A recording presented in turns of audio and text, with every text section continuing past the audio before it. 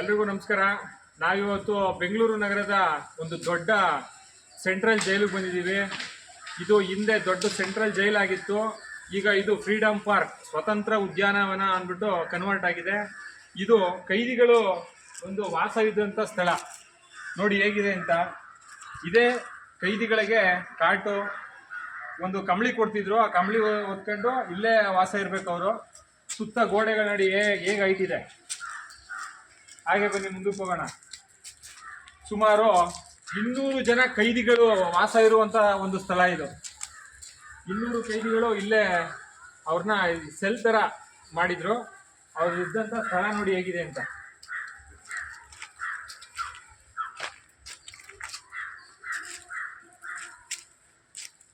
ನಾವು ಮೊದಲನೇ ಕಂಪಾರ್ಟ್ಮೆಂಟಲ್ಲಿ ಇದ್ದೀವಿ. ಇಲ್ಲಿ 200 ಜನ ಕೈದಿಗಳು ವಾಸ ಇದ್ರು.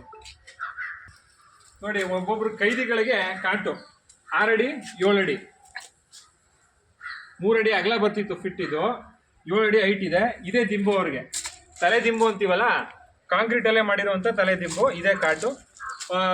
ಪ್ರತಿ ಕೈದಿಗಳಿಗೆ ಒಂದು ಕಂಬಳಿ ಕೊಡ್ತಿದ್ರು. ಅದನ್ನು ಹೊತ್ಕೊಂಡಂತೂ ಮಲ್ಕತ್ತಿದ್ದಂಥ ಸ್ಥಳ.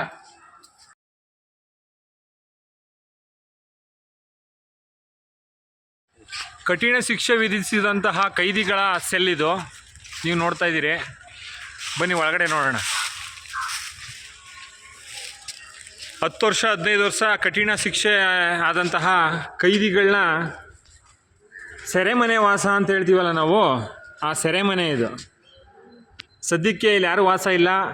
ಪಾರಿವಾಳಗಳು ಹಾರಾಡ್ಕೊಂಡು ಆರಾಮಾಗಿ ವಿಶ್ರಾಂತಿ ತಗೋತಾವೆ.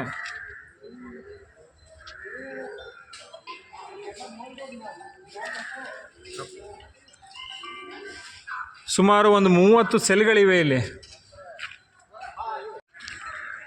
ಸೆಂಟ್ರಲ್ ಜೈಲ್ ಕೈದಿಗಳ ಹಾಸ್ಪಿಟಲ್ ಬ್ಲ್ಯಾಕು. ನೋಡಿ ಹೇಗಿದೆ ಅಂತ. ಇನ್ನೂ ತುಂಬ ಸುಂದರವಾಗಿದೆ ಹಾಸ್ಪಿಟ್ಲಿದು. ಸದ್ಯಕ್ಕೆ ಹಾಸ್ಪಿಟ್ಲು ರನ್ನಿಂಗ್ ಇಲ್ಲ. ಇದು ಕೈದಿಗಳ ವಿಶ್ರಾಂತಿ ಕೊಠಡಿ.